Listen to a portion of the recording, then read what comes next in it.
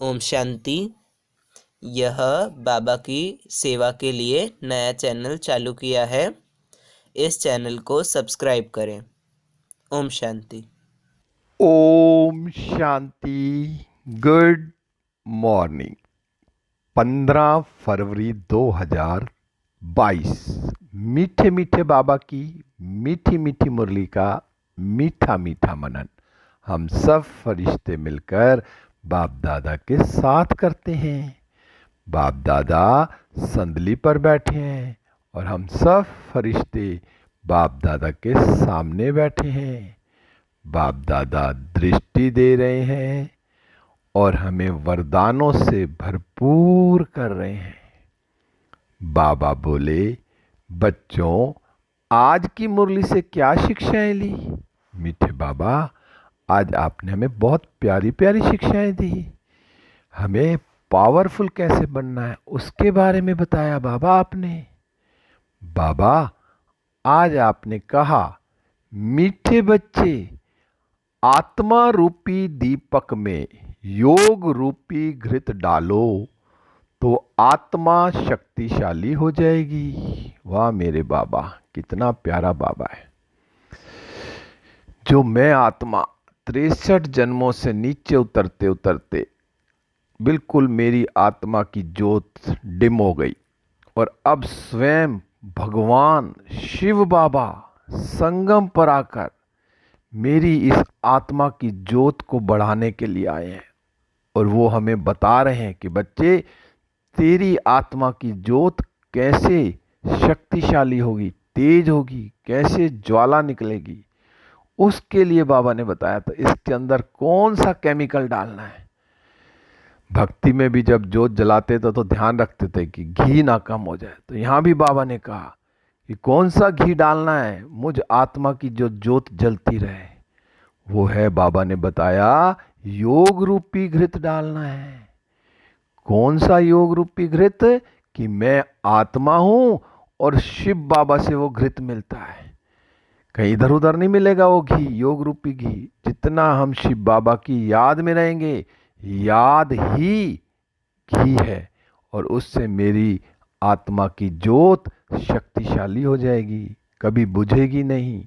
तो मैं आत्मा सारा दिन योग रूपी घृत अपने अंदर कितना डालती हूँ। सारा दिन मुझे याद रहता है कि मैं आत्मा हूँ और शिव बाबा परमात्मा हैं और शिव बाबा की किरणें मुझ आत्मा पर आ रही हैं और मुझ आत्मा की ज्योत बहुत तेज होती जा रही है, शक्तिशाली होती जा रही है। फिर बाबा आज आपने प्रश्न में भी यही पूछा कि आत्मा रूपी बैटरी में पावर भरने का आधार क्या है। बाबा आपने ऊपर ही बता दिया। फिर बाबा आपने बताया जो आत्मा रूपी बैटरी में पावर भरने के लिए ना बुद्धि योग का बल चाहिए। अब आत्मा में घृत कैसे डलेगा? जो मेरी बुद्धि है वो सारा दिन किस तरफ रहती है। अगर मेरी बुद्धि सारा दिन उस परमात्मा शिव बाबा की तरफ रहती है तो मेरी बैटरी पावरफुल होती जाएगी, मुझ आत्मा की बैटरी पावरफुल होती जाएगी। तो मैं आत्मा सारा दिन चेक करूं कि मेरी जो बुद्धि है वो कहाँ रहती है, कहीं व्यर्थ में तो नहीं जाती, कहीं इधर उधर की बातों में तो नहीं जाती। कर्म करते हुए भी मेरा बुद्धि का योग एक परमात्मा शिव बाबा अपने पिता के साथ रखना। तो जितना मैं आत्मा बाबा के साथ बात करूंगी, योग करूंगी और कर्म करते हुए भी बाबा की याद में रहूंगी तो उतना मेरी बैटरी रूपी जो आत्मा रूपी बैटरी है वो पावरफुल होती जाएगी। फिर बाबा आपने कहा जब बुद्धि योग बल से सर्वशक्तिमान बाप को याद करेंगे तब बैटरी भरेगी। तो मेरी बुद्धि सारा दिन एक बाबा की तरफ लटकी रहे। कह रहे याद की फांसी, तो मेरी फांसी कौन सी? बस मेरी बुद्धि बाबा के साथ जुड़ी हुई है। तब जो है ना मेरी बैटरी में पावर आएगी, नहीं तो फिर अगर मेरी बुद्धि इधर उधर भटकेगी तो बैटरी में पावर नहीं आएगी। तो मैं आत्मा चेक करूं बार बार, हर पल हर सेकंड यही ध्यान रखूं कि मेरी बुद्धि जो है परमात्मा की तरफ लगी हुई है। बाबा आपने बताया जब तक बैटरी में पावर नहीं ना तब तक ज्ञान की धारणा भी नहीं हो सकती। अब कमज़ोर आदमी क्या करेगा? अब पहले ही बेचारा इतना कमज़ोर है, डॉक्टर कहते हैं कमज़ोर है, पहले तो उसको टॉनिक खिलाओ तभी तो ये चलेगा ना। तो ऐसे ही जब मुझ आत्मा में जो है क्या होगा, ज्ञान की धारणा होगी, तब जब जब मेरी बैटरी पावरफुल होगी, नहीं तो फिर ज्ञान की धारणा भी नहीं होगी। तो पहले मैं आत्मा अपनी बैटरी को अच्छी तरह चार्ज करूं, तो फिर मुझे सारी ज्ञान की धारणा भी हो जाएंगी। फिर बाबा आपने बताया आत्मा में कंप्लीट रोशनी आने में टाइम लगता है। अब कोई भी बैटरी चार्जिंग के लिए रखो, रात को रखेंगे तो पूरी रात चार्ज होगी, जब भी तो सवेरे फुल चार्ज होगी, तभी तो वो बैटरी से लाइट निकलेगी। तो ऐसे ही मैं आत्मा भी ये ना सोचो कि बस मेरा 1 मिनट में ही हो जाएगा। तो पावर चार्ज करने के लिए बहुत देर तक बाबा से योग लगाना है। अपना करंट जो है बाबा के प्लग में अपनी तारे लगानी है। तो तारे क्या, पहले मैं अपने देह रूपी रबड़ को छीलूं कि मैं आत्मा हूँ, और मुझ आत्मा की जो तारे हैं किससे जुड़ी हुई हैं, शिव बाबा पावर हाउस से। तो मुझ आत्मा में बैटरी चार्ज होती जाएगी, और जिससे मेरे में ज्ञान की धारणा भी आएंगी, और याद करते करते फिर क्या होगा, फुल रोशनी हो जाएगी। जब बैटरी फुल होगी तो उसमें से लाइट भी फुल निकलेगी। फिर बाबा आज आपने गीत चलाया, रात के राही थक मत जाना, सुबह की मंजिल दूर नहीं है।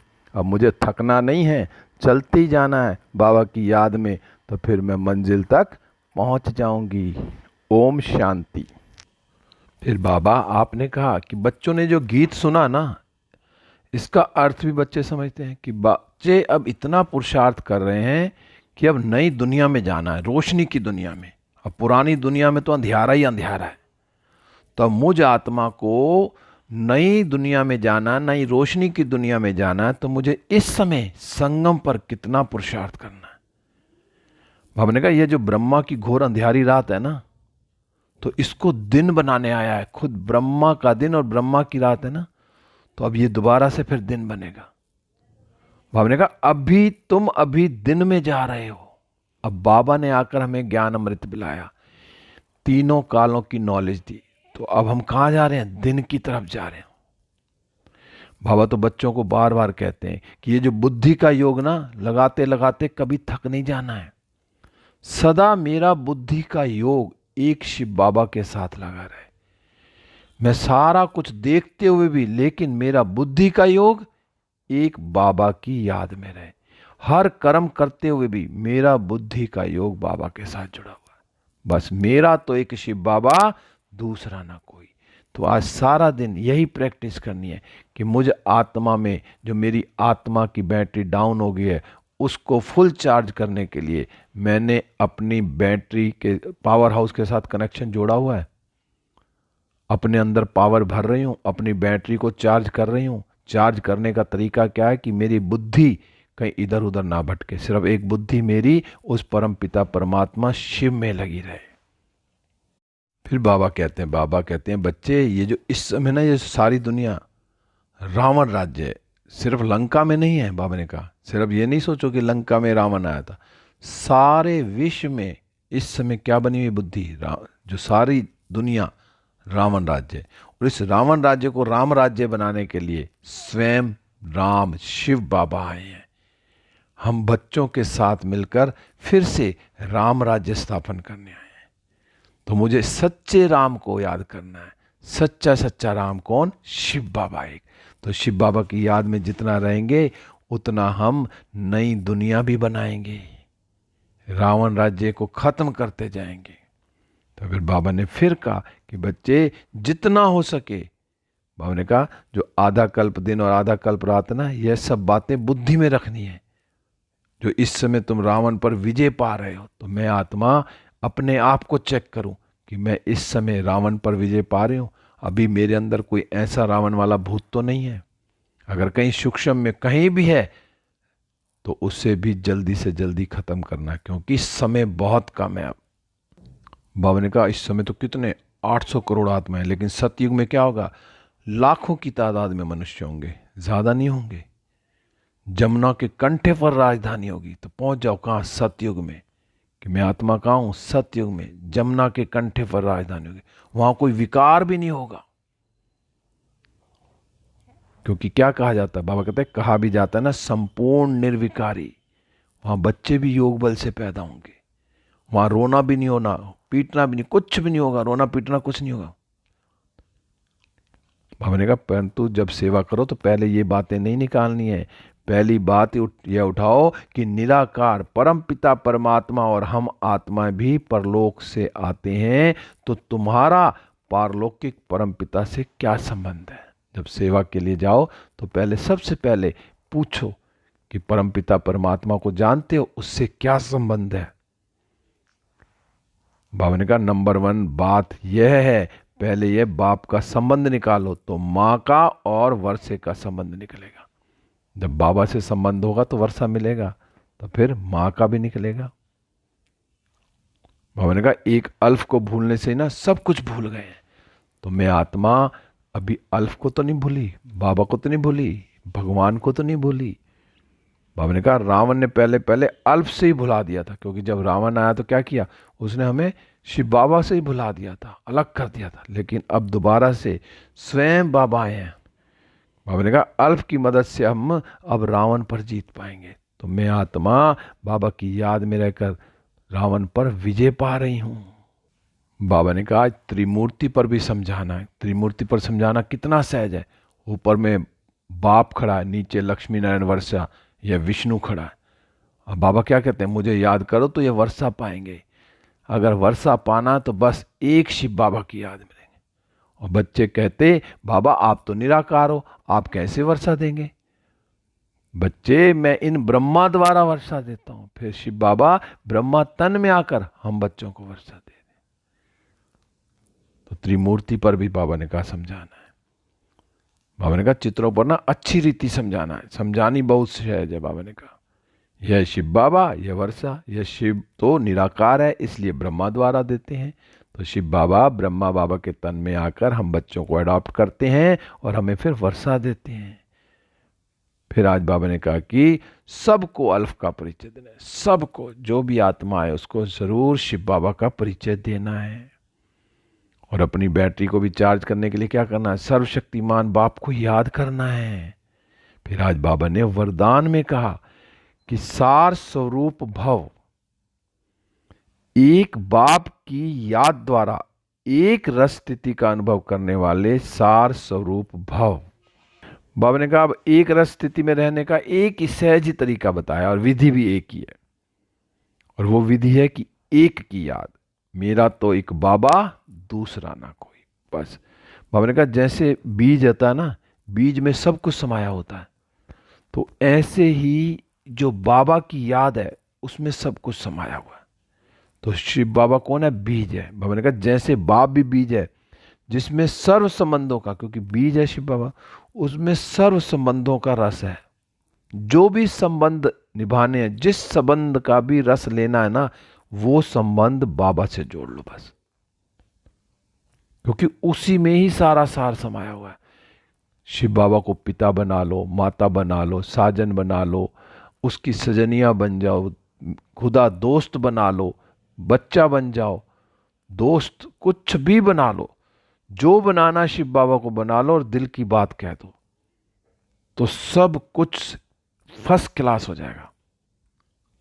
बाबा ने कहा एक बाप को याद करना ही ना क्या है, अर्थात सारा स्वरूप, सार स्वरूप बनना है। अगर मैं एक बाबा की याद में रहती हूँ तो यही एक सार है कि बस सारा दिन मैं बाबा की याद में हूँ, बाबा की याद में हर कर्म कर रही हूँ, तो मैं सार स्वरूप बन गई। तो मेरा तो एक बाबा दूसरा ना कोई, सारा दिन इसी नशे में रहना।